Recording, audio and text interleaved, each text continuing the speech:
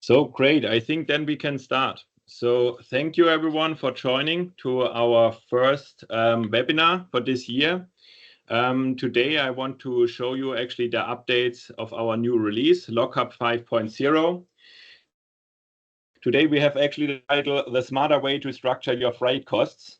But what we actually want to show you, how you can generate more business for if you're maybe in the area of LSP, how you can win more business and hopefully also make more money. So this one we will also cover today. And we also brought many new additional topics that I want to show you today.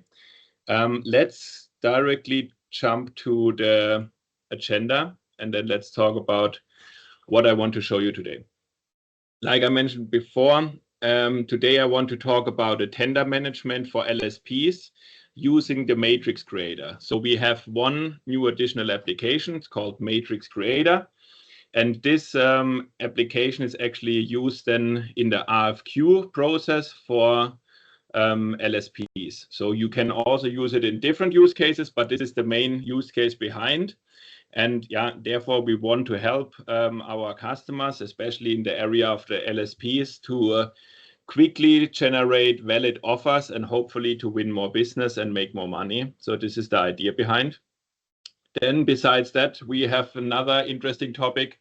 We can do now make or buy decisions in the area of the route optimizations.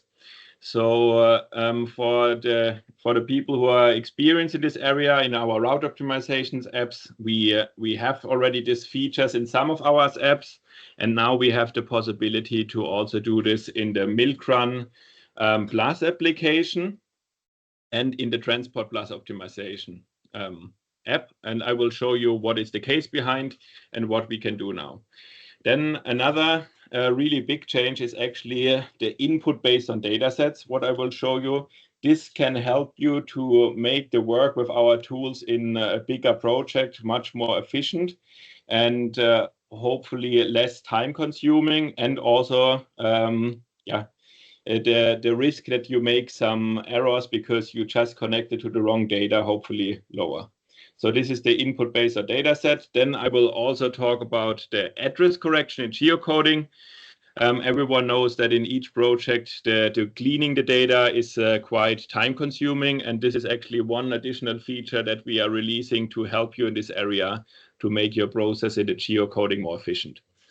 Then for everyone who is using us also to do some automation with the help of some APIs and with the KNIME nodes, we also have quite a big update in this area. We added many new nodes, and this is the topic what I also will cover.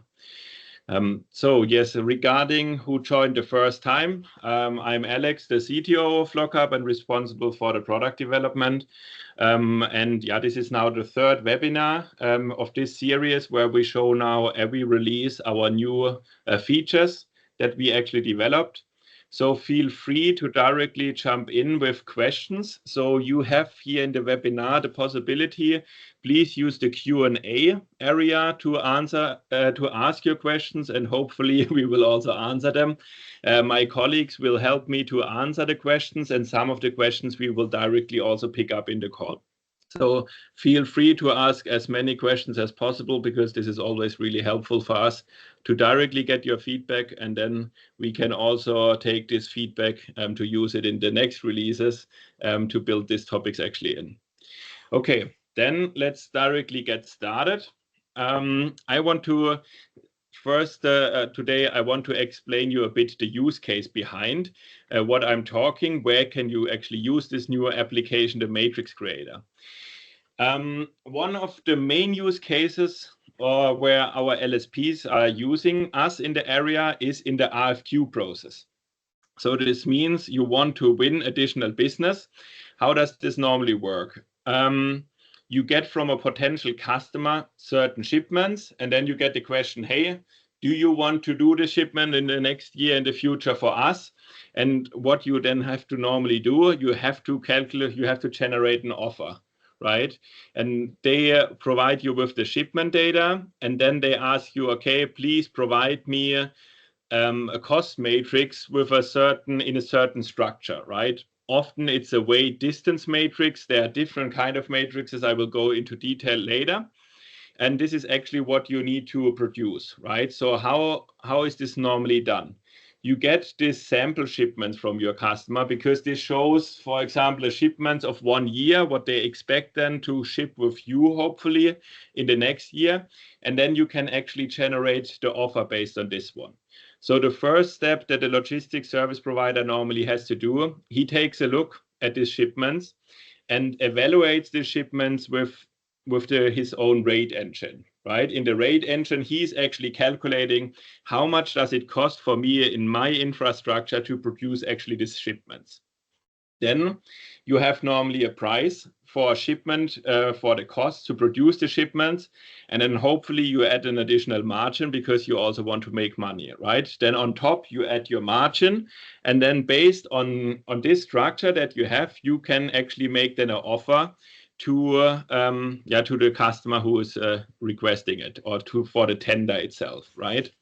And this offer normally contains a certain cost matrix, and our new application, the matrix creator, here in the step number 2, he can actually help you to create this matrix quite efficiently. So whoever did such a progress knows this is quite not an easy task based on some shipments to create such a matrix itself. There can be also certain constraints defined.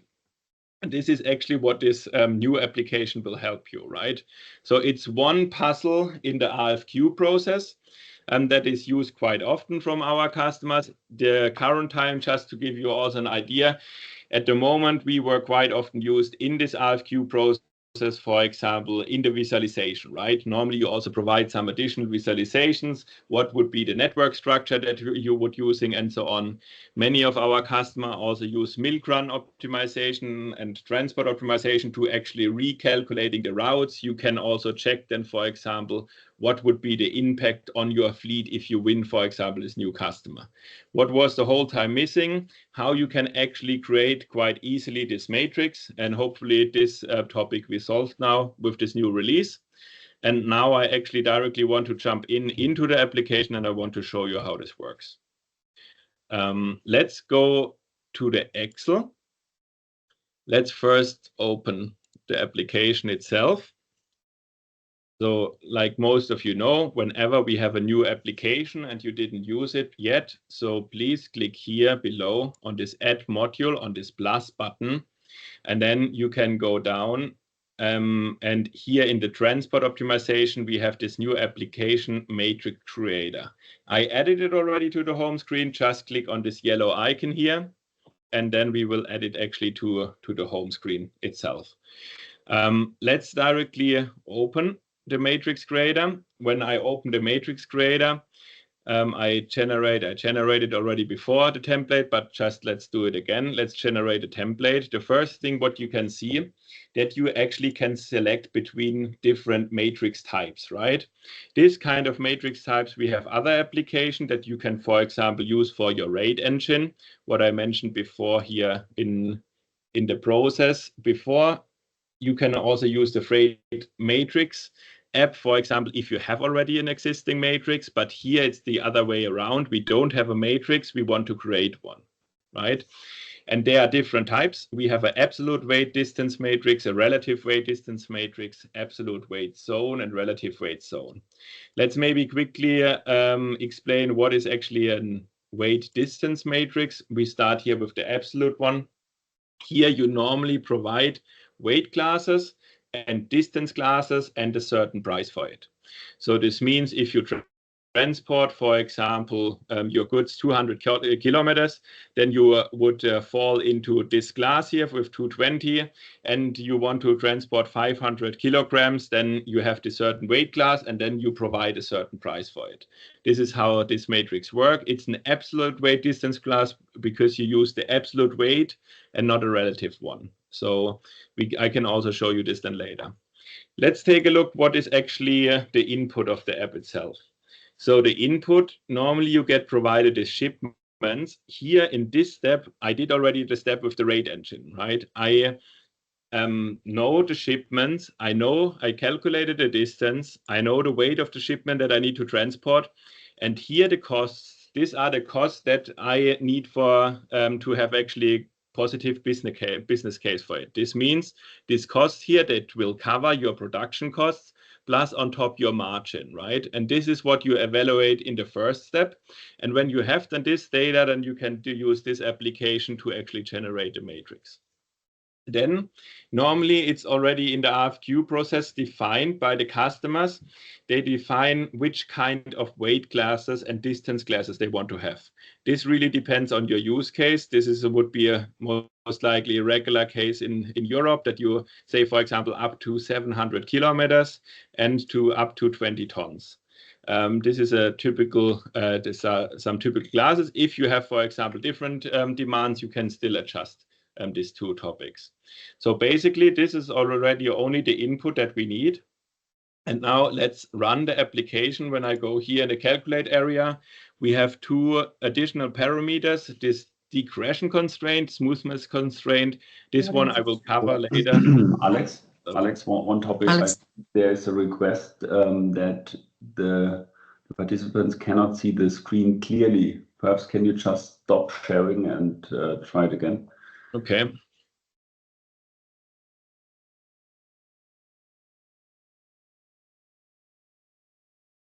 Yeah, much better. Perfect. Okay, good. So let me know if this happens again. Hopefully not. Otherwise, I maybe jump to a smaller screen then. Okay, so now I did the first calculation, first run. Let's take a look at the result. There I can also explain you actually then the matrix itself better.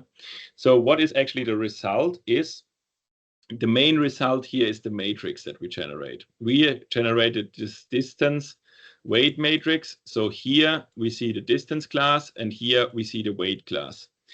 On the left side, we see then the shipments that we provided. This is everything that we provided up front. And let's take a look how this matrix works now. This shipment, we had to transport something 82 kilometers with a weight of 425 kilograms. How does this work when we want to evaluate it? Let's take a look. 82 kilometers falls into this distance class of 100. And the 425 falls into this weight class of 500, right? This means we estimate now, or the price for the customer would be then in the end for this shipment 137 euros. This is actually the cost of the matrix itself. Our cost that we provided, right, to produce it would be this one. And then this was the matrix cost that our matrix was designed for. And then we actually have a cost deviation. So this is the difference between these two costs and the relative deviation. So the algorithm itself tries to minimize actually the deviation between the costs that we provide and the matrix that we can generate. How the matrix is generated depends also on the certain factors. To actually see the result easily, how it's fitted, let's therefore open the dashboard. Maybe let's quickly check if everyone can see then the dashboard clearly. Is this now okay again from the? Yes, it's perfect. Yes. Okay, great. Thank you. So now in the dashboard itself, we also visualize the matrix. So here you can also take a look at it. So I move it on purpose here. So the matrix itself, so the green dots are actually the shipments. These are the shipments that we provided. And when you hover over them, then you can also see the actual shipments. The matrix, you can see it here, the area itself. And now you can, for example, see here in this upper corner that the matrix is not really fitting perfectly to the shipments itself. So now I come to some of the constraints that I defined, because we normally to make such a matrix, it should be logical, right? So normally if you have a shipment further away, with a higher weight, then also the cost should normally increase. So this is it depends on the use case, but this is often how your customer wants the matrix itself to have to be designed. Now we applied here both constraints. We applied a smoothness constraint. The smoothness constraint means the matrix itself is not allowed to change the structure heavily in there, right? So let's maybe quickly run it without a smoothness constraint, and I can show you what is actually happening.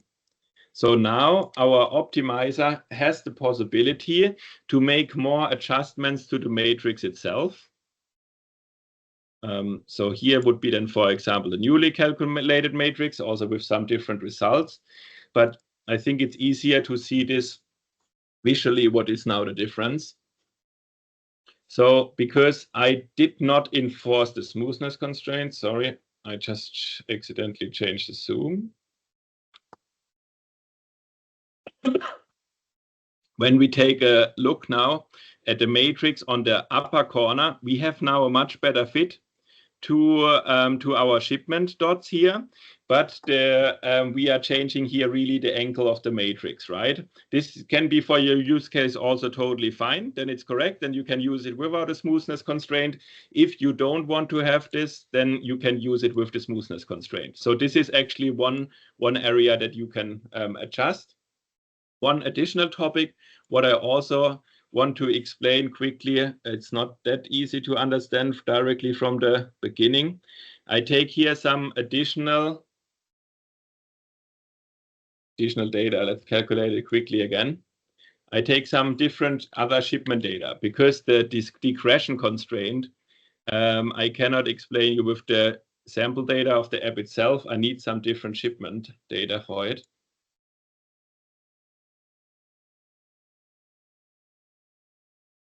Let's just connect this new data. So it's what I changed here is here this data of the shipments is different than in the standard example. Let's calculate it with the digression constraint first. Generate the matrix. Now let's calculate it without a digression constraint. I thought it's much easier to explain it on an example because it's quite hard for me to explain what the difference is otherwise. So here with the cost. So let's take a look. How are the costs increasing, right? In the different classes. So I calculate this cell minus this cell. So this here we have a cost increase when we increase actually the distance. It's here by 1193. And this increase is getting smaller and smaller, okay? This means as further out you are, as less is actually the difference between the classes, okay? And that these values are getting smaller and smaller is exactly enforced by this digression constraint, okay? If we disable this feature, as we did here, then the optimizer has again more freedom because he doesn't have to fulfill this criteria.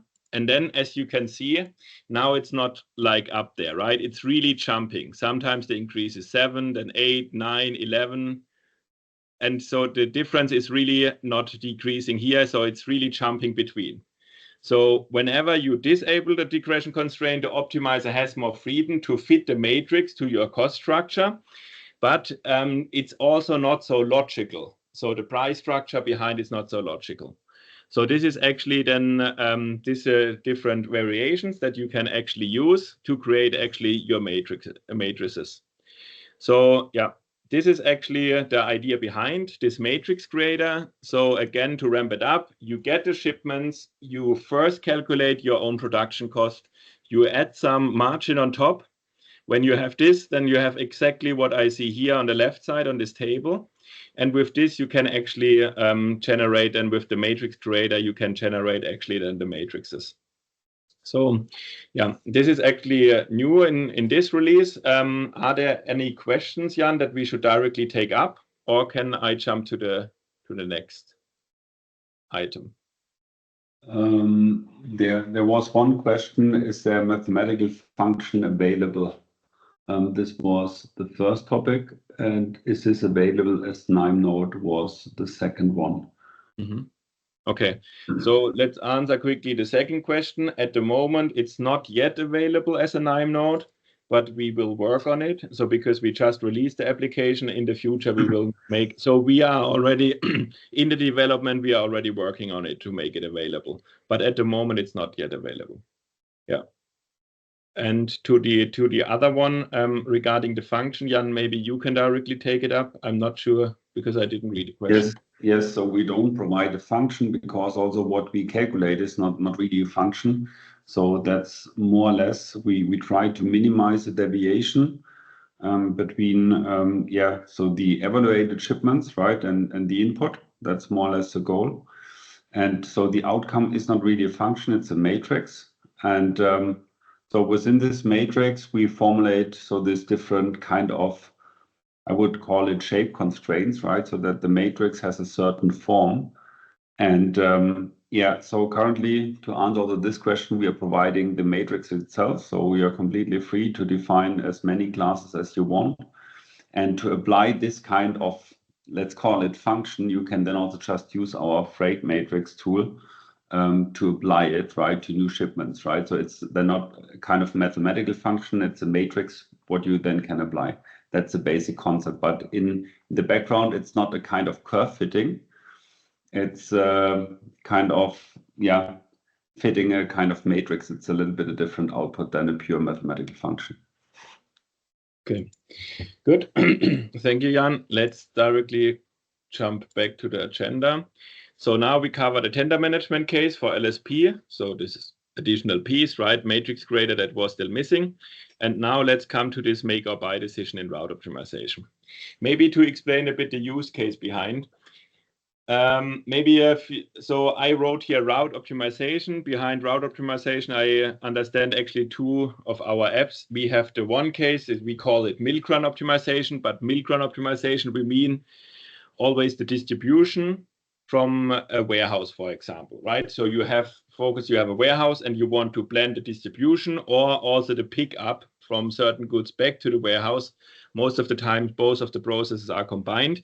This is the most used case. And then we also have the transport optimization. Plus, and in the transport optimization, you want to build routes based on top. So you have connections from A to B and multiple other connections. And then you just want to combine these different shipments. What is actually now new in these applications is the following, that you can define now a certain external costs that the optimizer decide, does it make sense that I produce this with my own fleet, or does it make sense that I would not produce this with my own fleet and to just use an external provider for it? Let's directly take a look at an example how this is done. Therefore, I actually prepared quite a simple case of the Milkrun optimization plus. So the new feature is in the Milkrun optimization plus and transport optimization plus. To be complete, we had the similar feature in the Milkrun optimization and transport optimization in the regular ones. As I mentioned a couple of times before, the plus versions are much more powerful. You have much more features available and also can calculate much more data with this application. So I highly recommend to use actually this engine. Small spoiler alert, we are currently working on it to replace the Milkrun opt, the optimization, the existing one, also with the new engine. So the contract will stay the same, but that we have both times the same engine. But one of the features that were actually blocking us the whole time were these external costs, because we did not have the possibility to provide this feature. And this was actually the reason why we still kept the old Milkrun optimization available. Now I quickly want to explain you what is the case behind. I have here one depot. It's in the area of Dresden in Germany. Then I have quite small fleet, right? I have only here 5 trucks available. One truck type, I on purpose made it quite small. we optimize everything based on pallets. So the weight and volume restrictions are not really relevant. So I only calculate with the pallets here. The maximum travel time is 1,000 minutes. The maximum travel distance 800. We have a fixed cost per vehicle of 200. The cost per hour 30 and cost per kilometer is €1.50.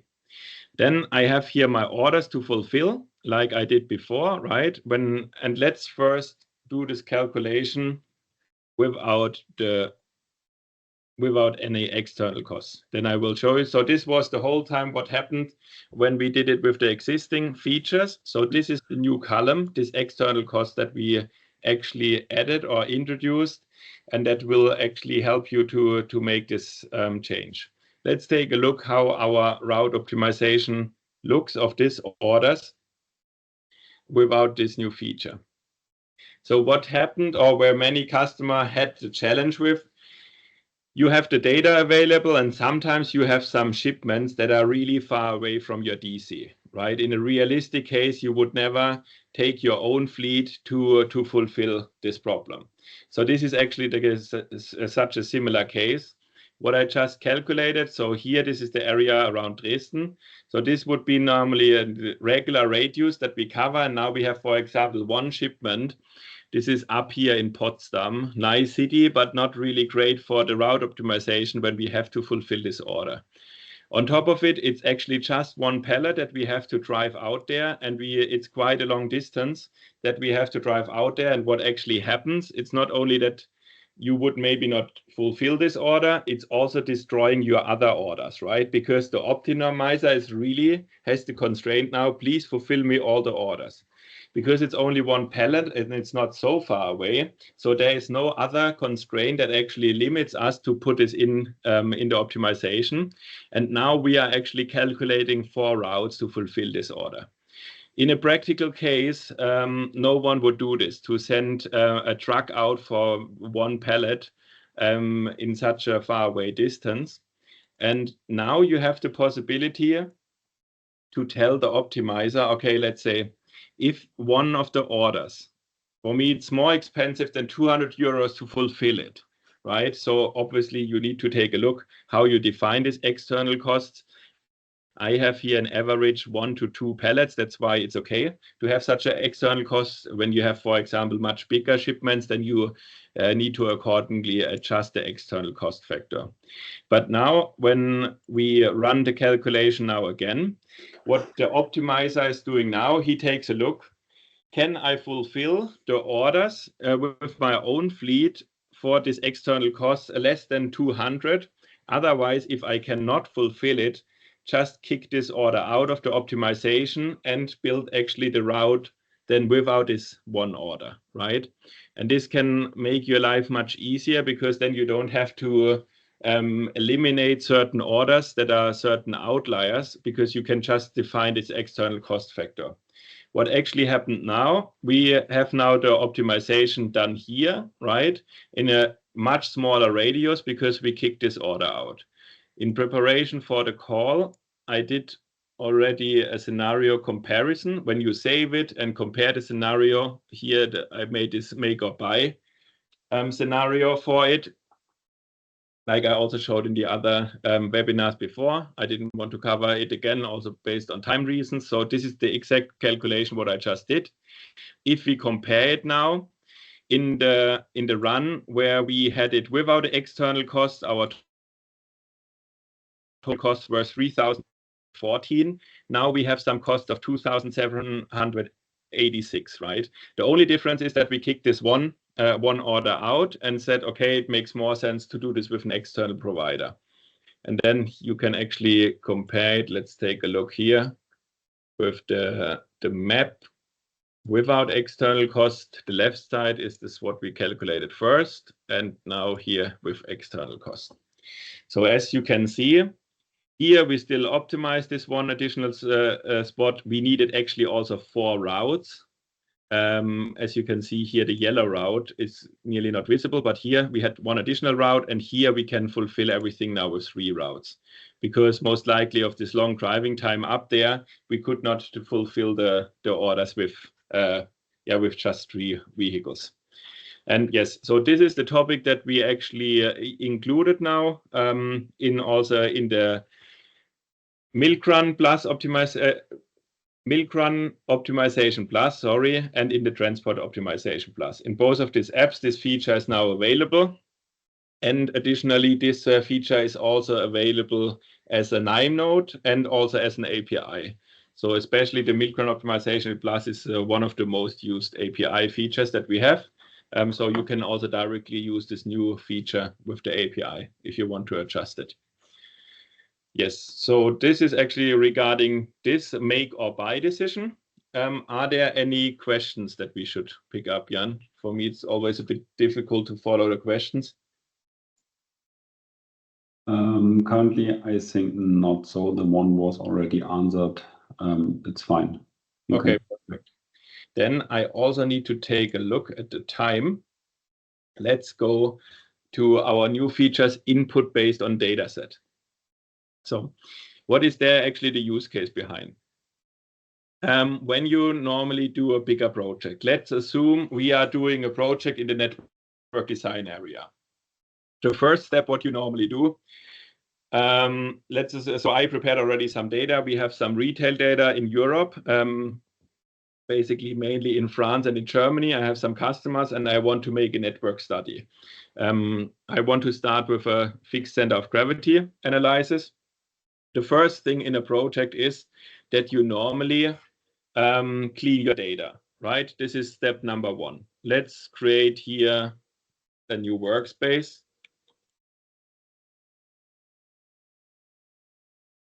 Lookup 50 demo. So we have a new workspace, and the first step is to prepare and to clean your data. As we all know, this data cleaning can be quite time consuming. And normally, maybe one person in the team, you can work together on a project, right? One person takes care of this data cleaning. By the way, when you have a workspace, you have here the possibility to click on share, to share the workspace with your team and then work together on a group. Let's assume we are a group of 4 people, and then we create this workspace and give access to everyone there. Now, one person has cleaned the data and the other one want to reuse then this base data. So this is the step that was done here. I have here my customer data cleaned. So I have the name of the customer, I have the latitude, longitude, made sure that everything fits. Then I have a weight in kilograms and I have the number of shipments from this customer. Then as a first step, you can use the Manage Dataset app. So everything what I show now is nothing new. This features exist already quite a long time. So I select the data and now I want to actually upload it. I want to upload this in this lookup 50 demo. I create a dataset and let's say base data is the dataset. Each dataset can consist of multiple tables. And here we have the customer table. So when you have this job done, this data cleaning, you can connect this table and upload it to the platform. When we take a look back to the workspace and reload, now we should have here a data set. And in this data set, we have the customer data. So this is normally the data. Everyone in the project should work with this data, right? Not saving multiple Excels, then accidentally using the wrong customer data and so on. Maybe the customer sends you additional data, then you can adjust this base data set here, and everyone should reuse the same data set again. And this, to make this reusable easier, we have now the possibility to calculate our applications based on top of this data set. And this is actually what I want to show you. Now let's go to the center of gravity application. I use a fixed center of gravity because 2 of the centers are already defined. What is actually new in the application, I also prepared here, for example, a table. So on purpose, I removed quickly the the customers. I want to use the customers from our data set, but I have some fixed centers here. Now you have the possibility, maybe someone of you saw it already, the whole time you had here this link icon and the info icon for the columns definition. And now we have here this additional button here. Here you can connect now the data set. I go in here and select the workspace that we created together, this lookup 50 demo. Then I select the data set and the table with the customer. Now, when we select the table, the tool tries directly to do a mapping of the columns that we had in there. So we had already a name, latitude, longitude, but we did not have a column weight. But this weight column is required for the calculation. But when we click on it, we show all relevant columns that you can map, for example. So we can map weight in kilograms and number of shipments. So in the first run of the application, I want to do optimization based on weight. So in center of gravity, sometimes it makes a huge difference if you make a calculation based on the weight, on the actual weight of the shipments from your customer, or on the number of shipments, right? This is exactly the case that I will demonstrate now. We have this all in our base table, and then we can just change it later. So now the calculation is based on this data set and not on any table in Excel. What I still have in Excel, because Excel is quite handy to quickly change something in the configuration parameters, this table with my fixed centers here, these two centers, I still have here connected in Excel. So this means you can do multiple combinations. You can use it based on the data set, and some of them you can still use in Excel. Now let's do actually the calculation. I think we have around here 10,000 customers. So it will take a couple of seconds. And then we have actually, hopefully the result soon. So then we can connect this. Let's take a look. How big was the customer table? Here we have 11,900 customers. But it looks like always in a demo, one thing doesn't work. And even if I tried it before, let's give it one more shot. I'm not sure what I did wrong. Customer table, lookup demo, data set. Sorry, Alex, I think you need to turn on the reverse. Yes, good point. Sorry, I didn't go in the latitude longitude version. This was my problem.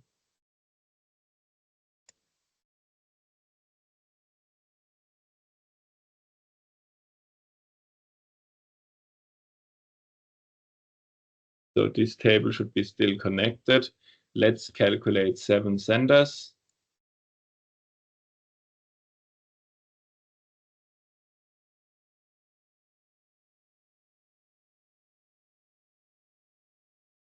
But it looks like that I crashed somehow something. Something is not working like it's supposed to work. So give me 1 second. I just want to actually quickly show you the results. Good that I have a backup. So what I wanted to show you in the demo is the following. I prepared it here in lookup 5.0. I want to actually do then this retailer comparison. I wanted to calculate 2 of them based on the input data set. So before I did it, so I have here the 11,909 customers, and I calculated 2 scenarios. One scenario I did based on shipments on the right side, and the first calculation I actually did on the weight. So, and here you can actually see then the calculation. So there were quite some customer in there. So could be a realistic case from the size. And then I calculated both 7 centers, right? And as you can see, the only thing what I changed between these 2 calculations that is actually not working at the moment was I changed the mapping of the columns. One, I used actually the weight, the absolute weight column. And the other time I actually used the, let's connect it quickly again. The other time I used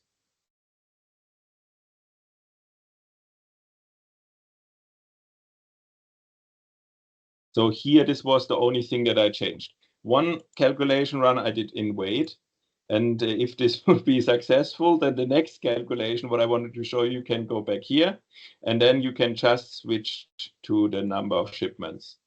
So, and then you can do the calculation again. You just do a different mapping, and then let's see what we find out, what we broke, because now it works. Somehow, I don't know what I did wrong.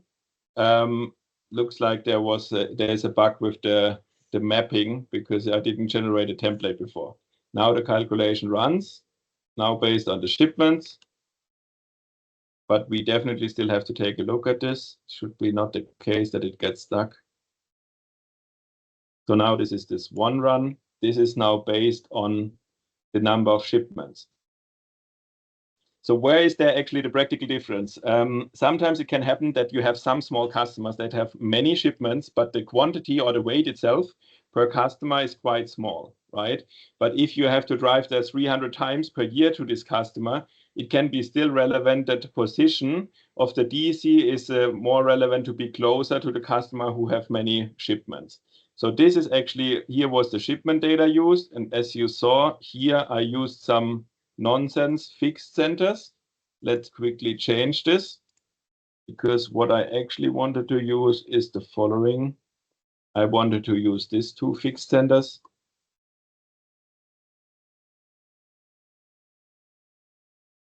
And then let's just calculate again, because the fixed centers in Spain from the sample data obviously makes no sense to have fixed centers in Spain when we have the data here in France and in Germany. Let's calculate it with the other centers that are prepared. So now it should make sense.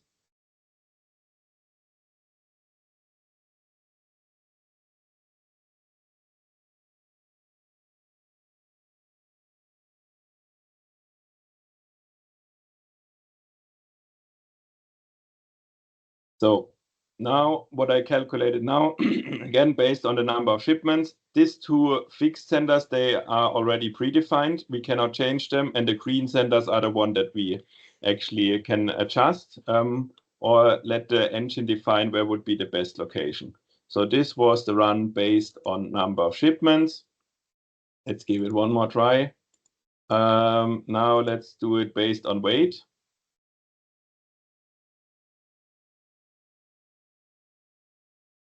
Now it works.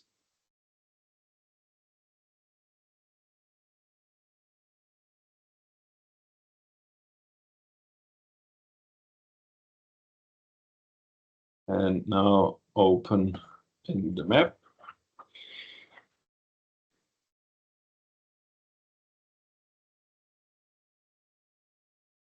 So basically the idea on this input based on data set is to make your life easier, that you can reuse existing calculations or also prepare data that you can share with your team.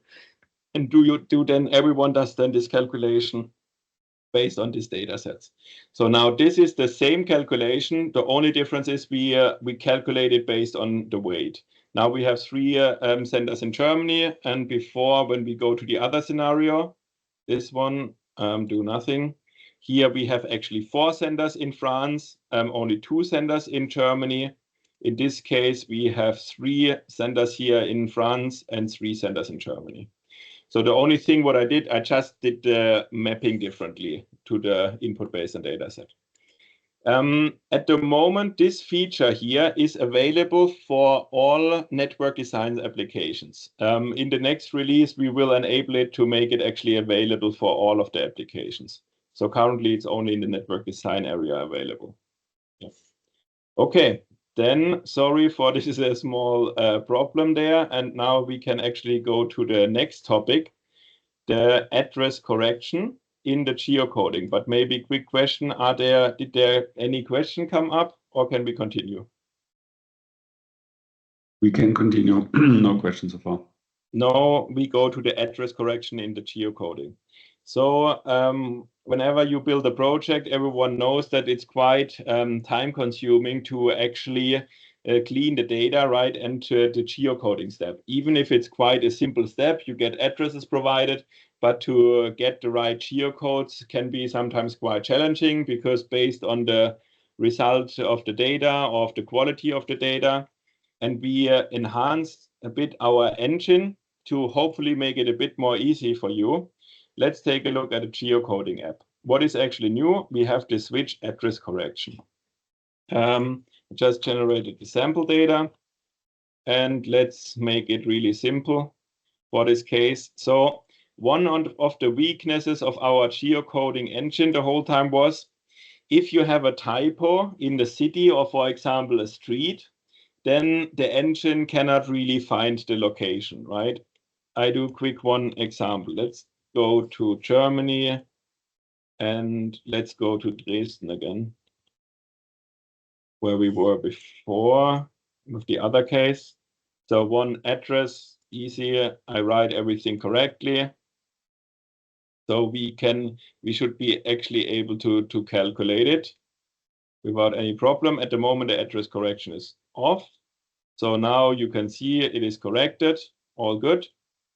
But if you have, for example, a simple typo in there, like this, maybe I need to do a different typo because this one I provoked already before, then it would be in the cache. Let's do a different one. Let's see if we can find it like this. No, now the address cannot be found because I have a typo. Even if this typo is quite minimal, the address at the engine itself, by the way, is not able to correct it. So now when you turn this address correction on, then we are able now to correct the addresses. So what it does, it will take a bit more time because it's actually a pre-processing step. We do the regular geocoding. If we find actually addresses that can be not geocoded, we try to correct the addresses. This is actually how it works. And this can be a bit time consuming. So that's why we implemented it with a switch. Now you can see we corrected the spelling error, and now he can find actually the city. So actually the engine itself can still not find it, but what we do in a pre-step, we try to correct all the typing errors in here and then calculate the geocoding again. And now we actually found the corrected result. So this is one enhancement in this area. At the moment, it's only available in the geocoding app itself with this switch. We currently continue working in this area, and hopefully we can enable it directly in the future automatically for all of the application out of the box. At the moment, if you want to use it, you still have to activate it here manually. Yeah. So this is actually this address correction in the geocoding. Good. Then if there are, I think there should be, if there are no questions, then we can actually continue and come to one of the last topics, and update APIs and KNIME nodes. So what is actually quite good is more and more people are using us not only with the Excel itself. So we have more and more customers who do some integration. So they maybe for the people who are new in this integration area, you have the possibility nearly all of the applications that you see here, you can also calculate with an API. So therefore, you can use, for example, our Python pip package, or you can use our KNIME nodes.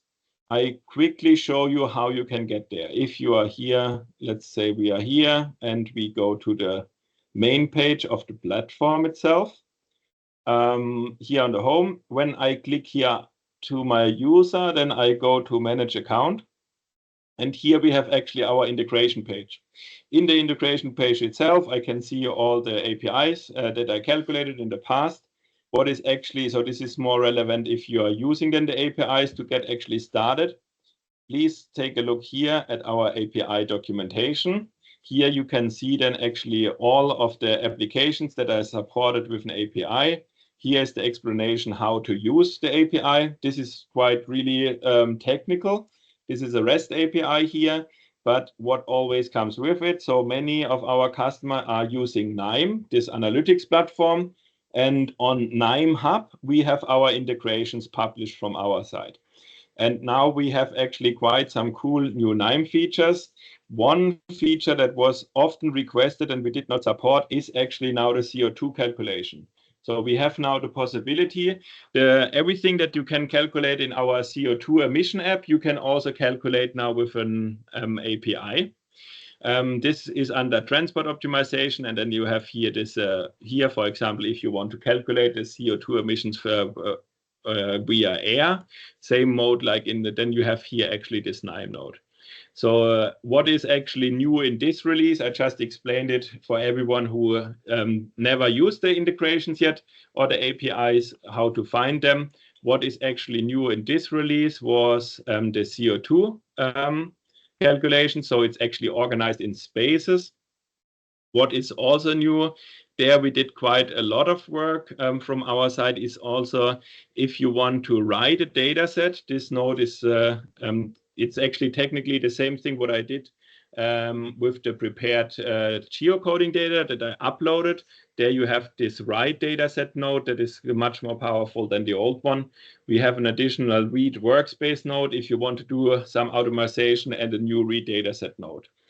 This a couple of them, and yeah, not to mention all the new features like in the transport optimization, what I mentioned already. Here, this Milkrun optimization plus that I just used, this one is also updated, because now here you have the possibility to use, for example, the external cost to do this make or buy decision. This was actually also introduced, yeah, just to keep it complete. I'm sure, oops, now I did a mistake. I did not want to stop sharing. I wanted to switch. Give me 1 second. I share again.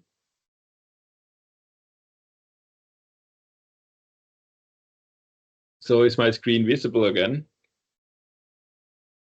Yes, it is. Yeah. What I just wanted to actually show, what is whenever you want to check something, what is actually new in the release, here please go on top on home.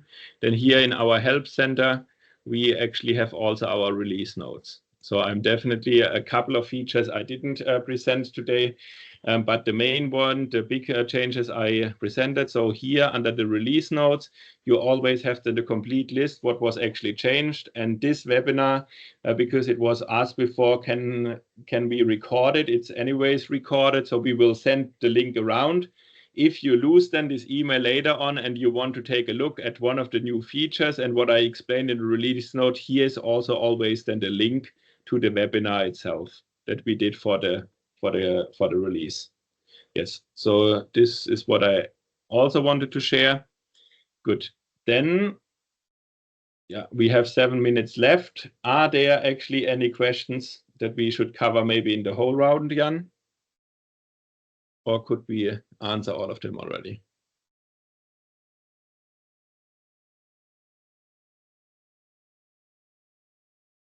So I cannot hear anything at the moment. Okay, sorry, I was unmuted. So far not, right? So all questions have been answered if I see it correctly. Otherwise, please paste your question in the chat, then we can take it up. Yeah, okay.